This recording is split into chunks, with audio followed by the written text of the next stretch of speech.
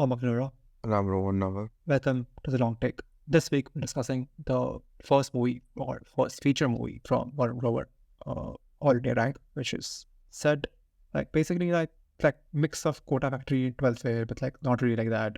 It's more like a sometimes songy, dancey movie, sometimes approach to the same thing. I saw this movie like way back in like during like mommy, and I saw like one out of like 20 movies. So yeah, I don't know, recollection of like in terms of like my details will come to Rohan. So yeah, what do you make of it, Rohan? Yeah, I quite enjoyed it. And Oh, I mean, I'll have to straight away disagree with you about the songy dancey and the 12th fail Kota Factory comparisons. yeah, I don't. Because, My experience was very different. I felt like whenever this movie could not like probe deeper beyond like in terms of a scene, it tended to like jump into like a like let the background music or like whatever song tell you about the emotions while the characters would just like mingle and like go about their day. I felt the movie had like, so all the songs were, besides one, all the songs were like in the background and over like montages, which is like fairly regular number of montages, I would say, like in an hour and 40-minute movie, like 4 or 5. Right. And the movie, it's not like the movie didn't have like scenes dedicated just for like, here's how this character has evolved. And there were several moments in which like some of the best moments in the movie were just two people talking, and coming to really important kind of realizations about where they stand in the scheme of things, not just in terms of education, but like life and stuff, especially towards the end. I think what sort of the movie never disappointed me. What I remember, I think most of it is, but I think my issue was that it was too like typical of like what I expect a movie about a struggling like kid to sort of go through, like the steps it took, he ends up here, he meets people who like either they're like over studios or there's some of them are like slacking around seniors who like try to like guide him in the good ways of life. Those people exist. Then obviously there's like a female character exists who like doesn't have like that much on her own. Like she feel like she exists sometimes to like say things to the main character of like this is how you should do life. Then her have her own arc. And then obviously then there's like the typical of like to ratchet up the drama, like they're like, how 3 Idiots or something like that, like, oh yeah, like one guy is like has killed himself, so you like must go through that thing. Yeah, I mean, but kind of to me, like obviously it's not like the greatest movie of all time, and it can feel very slight. But then there were kind of moments where it was like heads and shoulders above like stuff like Kota Factory and 12th Fail, especially, And when I compared them, I didn't say in terms of quality. I only meant in terms of thematic. Thematic, I thought it was fortunately because, stepping into stuff like this, you're always like concerned what is the tone that they're going to take, what is the kind of perspective that they're going to take on this thing. And we've discussed both those things on the podcast and we've discussed them in great detail why, we didn't really like them. But I thought this one was completely like it had a different kind of outlook towards all this. It's not like making grand statements about education in India, but the kind of the main scene of the movie, which happens right at the end, is literally the dad kind of telling the main character in the movie that IIT is meaningless. Yeah, it's almost like a come-upness or like an apology, right, for like the behavior he has exhibited throughout the movie of like pushing his son too hard. And it's not like abusive behavior in the typical sense, it's not like he's not a cruel person. He's a very nice person. Even the mother is very nice. They just don't. If anything, overly nice. Overly nice, right? Yeah. Which is the unusual thing about it. Like normally in like a story like this, you would imagine like Udan or something, There's that cliched like hard as nails kind of parental figure in this kind of teenager's life. But here the parents are very, very nice, they're very supportive. It's just that they don't understand that this person isn't cut out for what they've sort of decided for him, right? Yeah. And that moment of realization at the end is also very rare because you don't really see it in like, especially stories like this, right? Where the character's essentially saying, oh, it was such a huge mistake that I almost made, right? By sending. Yeah, which he realizes like instantly, right? That's why his other arc exists of like he's always like adored this guy who's like, oh yeah, he's performed so much in life, like uska beta dekho, And then like eventually realizes that even like just because you have a degree doesn't like make you a better human being. That's basically what the movie's trying to convey, which they convey through that subplot. The subplot with the creepy guy who kind of harasses the protagonist's mom, right? Yeah, because the Yeah. guy turns out to be like the An son of IIT. the yeah. An IITian himself, yeah. Yeah. So that's when, and also the father goes through his own arc of, you know, losing, he's also an engineer, and he has a like, government job and he loses it. It's also like the kind of It's like a nothing, dead nothing. job, right? Like they make him do it. Yeah. Like random nonsense. He's Like abhi tum just, ke aao. it's a nothing kind of existence that he's leading, right? And he's living like he wants a better life for Vivek, who's the protagonist, and which is like very common, right? With parents like imposing their own unfulfilled dreams on their kids, right? Which is And also just like that's like innate, right? Like wanting your children to have a better life than you have managed.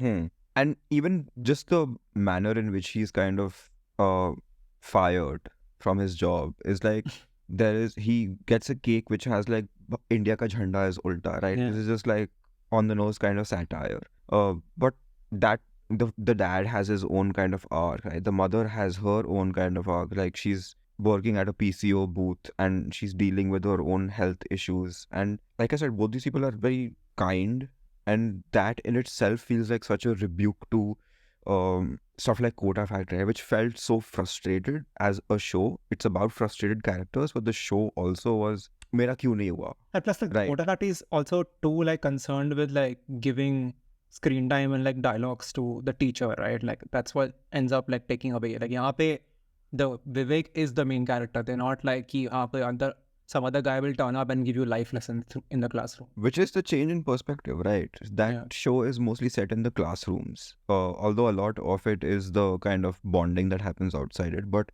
primarily it's about crack Yeah, karna, things come you back, know? like circle back always to Jeetu Bhaiya in that. Haan. यहाँ And पे like Jeetu Bhaiya the is, madam here, like Bundela, what Shiva pays, she's almost ancillary to the story. yeah, she isn't, for instance, Jeetu Bhaiya ka scenes are basically all of them were like, you have to do it, right? Don't like ignore all the pain. He was like the J.K. Simmons person from Whiplash almost. He's like a crazy person, right? Although Whiplash recognizes that person is crazy, Yeah. Kota Factory does not, Yeah. which is the difference. That's why they try to give him like a soft side as well. Yeah. In this one, it's more of like a coming of age thing that happens to take place against this backdrop, right? We don't really, for instance, understand like the intricacies of, even though there are like voiceovers in the movie explaining ke matlab 2500 seats hoti, 5000 seats hoti hain every year, and this is, you know, India's emerging into this kind of post-liberalization phase, and everything is opening up and people don't have to work government jobs in their next door kind of towns anymore. There's so much opportunity, but the opportunity is kind of juxtaposed with this, right? Which it's like in the earliest stages of realization, okay, oh, this seemed like it's going to be a great thing, but it's not really. Yeah, because Which that's I what found- the audience has hindsight, right? Like which the movie cannot operate with because it's in the Which second Varun person. Grover has personal hindsight, right? Which I thought was the most fascinating thing about this movie is like it's in its own kind of low-key way. It's both, you know, this was simultaneously like probably the most innocent and enjoyable time of his life, but also the worst time of his life. And that kind of dichotomy comes through, right? Because he's never going to be this kind of carefree. But then also the experience of living through these carefree years was so difficult, right? Being away, being trapped in the system that he isn't really interested in. So all those things I kind of enjoyed mostly. It's just another layer of kind of complexity that I didn't find in like 12th Fail, for instance, you know, which is about an entirely different thing. In what I think what's happening with me is whether the bar is like set so low with those things that I'm not even keeping them in my head when I'm watching this movie, right? For me, I'm But like, you must have watched before 12th Fail, no? yeah. So I think like stuff like that is not even in my head. Like when I'm going through like, especially like when we're watching this in like a film festival, like 7-day run, like the stuff you watched is generally so high quality that I'm expecting like just like a good movie in general. And my failure, the reason I was disappointed primarily is because I was like, oh, this could be so much more in terms of like character writing or like in terms of like scene writing. It's just like it never really clicked for me. It just felt like sort of hitting what, as I said before, like this is what the beats you would hit in a movie about Yeah. these characters. No, it is conventional, and this is similar to what I had with Joram, right? Because I watched Joram at the end of, it was the closing film at Dharamshala. So I was like, oh, ये तो मतलब Bollywood movie आ गया suddenly. ये Yeah, क्या, but what? at least in this sense, I would say this movie is better than Joram, because I feel like Joram is in a way reverse engineered that the message पहले ढूंढा and then like how do we make a movie around it? यहाँ पे there's no like, he's not trying to first be like, this is the message that IIT is not everything. Yeah, it's primarily First it's about the about character. like, these people, and उसमें then organically he's reached this thing while writing. Yeah, that's true. And also, I mean, there was this, incidentally, I watched this Marathi movie which I thought was very similar in at least the nostalgia aspects. It's called Atma Pamphlet. And in many ways, that movie did it better. Because here it's a little in your face also. It's like everything that he kind of remembers about that era. It's, and not just like visually, it's also like the sounds, right? Right. Which a part of me is like, oh, sound ko hum zyada importance de nahi hai. But here you kind of, it sounds like the 90s. And like I remember not a lot of it, but ironically, it was listening to some of those sounds that kind of took me back also, which is the good way to do nostalgia, right? It's not like overbearing, but it's like, it gives you a sense of the time and place. Beyond just the, cycles and the PCOs and all, which I'm sure like in a lot of parts of the country, they still exist, right? It's not like we've evolved. Yeah, they exist, but like they're probably like in the fringes now, given like every person has a mobile phone. I mean, we'd assume that every person has a mobile phone, but I'm still not sure. Like, it's what, 60% of India? No, and that's, I think, smartphone. But like, at least everyone has like, like most people now have like, okay, I wouldn't say most people, I would say one person in the family at least has some phone. I suppose. Which is why but like, it's, that's like, the new PCO. Like that one person's phone is basically like everyone's like family phone. That's why they don't have to go to a PCO technically anymore. But just the concept of the PCO itself, it feels like, so it was there obviously in 12th Fail also. But then what was the other thing that we watched? That terrible, the Rajkumar Rao show. Oh yeah, Guns and Gulabs, yeah. Right. Oh my God, yeah. Like, see, if you compare that kind of like nonsense, just all surface. That is like forced, right? Like they're trying to like imitate like of like the braggadociousness of the like the 80s without like, or the 90s, without sort of like understanding like the innocent side or like the simpler side of things. It's all about like the heightened sense of it. No, but more than, I mean, it's fine if it's heightened or whatever, but what strikes you about something like Guns and Gulabs is that I don't believe that those people who made the show kind of lived that experience. You know what I'm saying? Yeah. It feels like that's a heightened because it feels like this is what they saw in the movies of 80s and 90s, and they sort of replicated that. It's like secondary. Yeah, secondary. Yeah. That's why it's heightened, because it's come filtered through a sense where it's already heightened, because that's how the 80s 90s movie was showing it. So they're like, वहाँ से हमने ले लिया. This is how characters' hairstyles look, like exaggerated hairstyles. This is how they drink, or this is how like everyone has a quirk in that Guns and Gulabs, right? कोई कुछ सांप use कर रहा है, कोई ऐसे मारता है गोली, कोई बाइक चला रहा है जबरदस्ती ऐसे फैशन में. Like it's all like movie style thinking of like the decades. Here this is very grounded. It feels like you're actually transported to a time. Yeah, and I mean, for all the kind of shortcomings of this movie, and I mean there are several, because for long stretches it's like deliberately kind of meandering. I did appreciate this kind of stuff, that this movie has like a voice, and it's a fairly fleshed out voice for someone who's making a feature movie for the first time. I think he made that short film which I really liked a couple of years ago. Obviously, like, he's experienced. Like, this is not like some guy who's just turned out of the blue and written a movie. He's done like Sacred Games, like, writer, like multiple seasons. No, but as a writer, yes. But I'm just saying like there is like a visual language to this movie also. Yeah, which like a direction, is the on this level of like doing 100 minutes of direction. Yeah, that's different. Yeah, that's new to me. And one of those minor things that I always kind of notice is that insert shots. We've spoken about this before. Like Indian directors don't usually understand the concept of insert shots. Here, it's almost as if he's deliberately like when Vivek kind of enters dormitory thing for the first time or whatever, right? There are so many insert shots of like his bicycle and like buckets and stuff like that.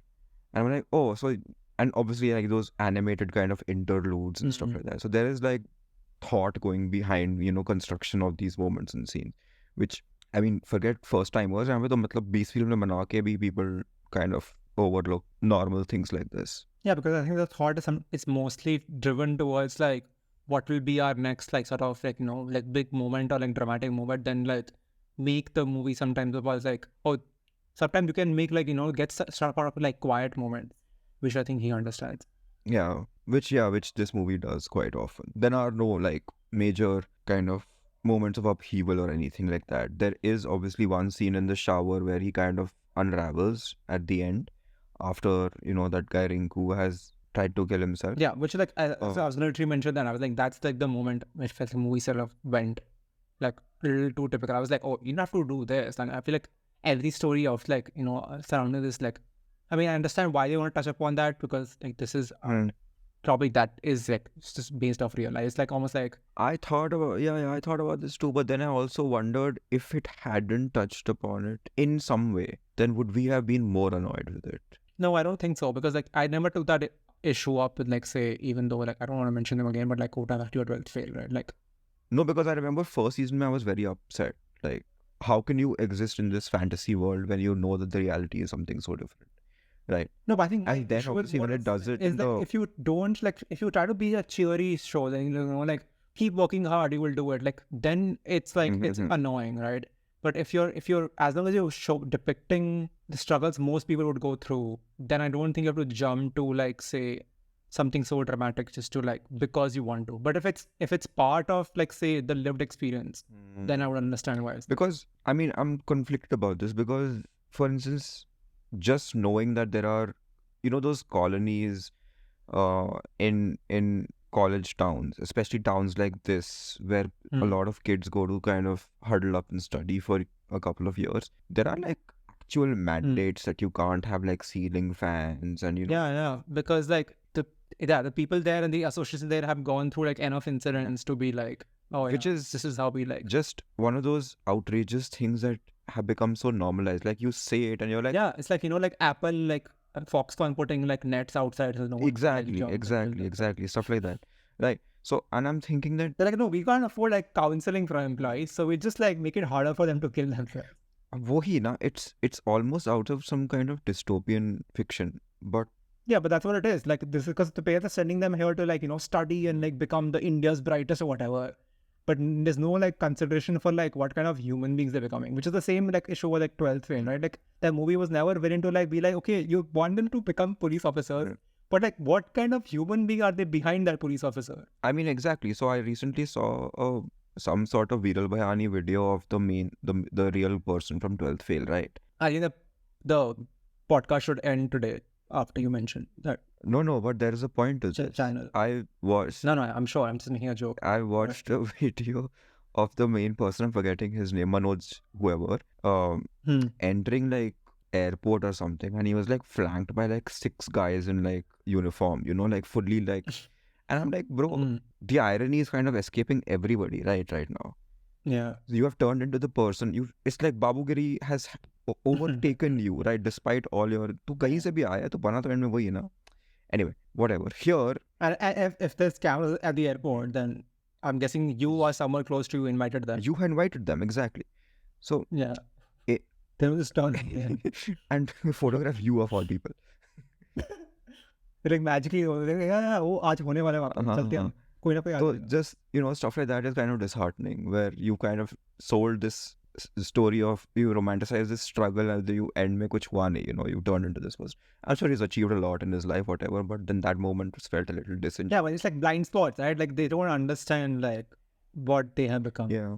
But in All India Rank, what you just mentioned, there is a scene in which the father he literally says this, like, you want to go to IIT and you want to study, you want to become, whatever, a Sethji.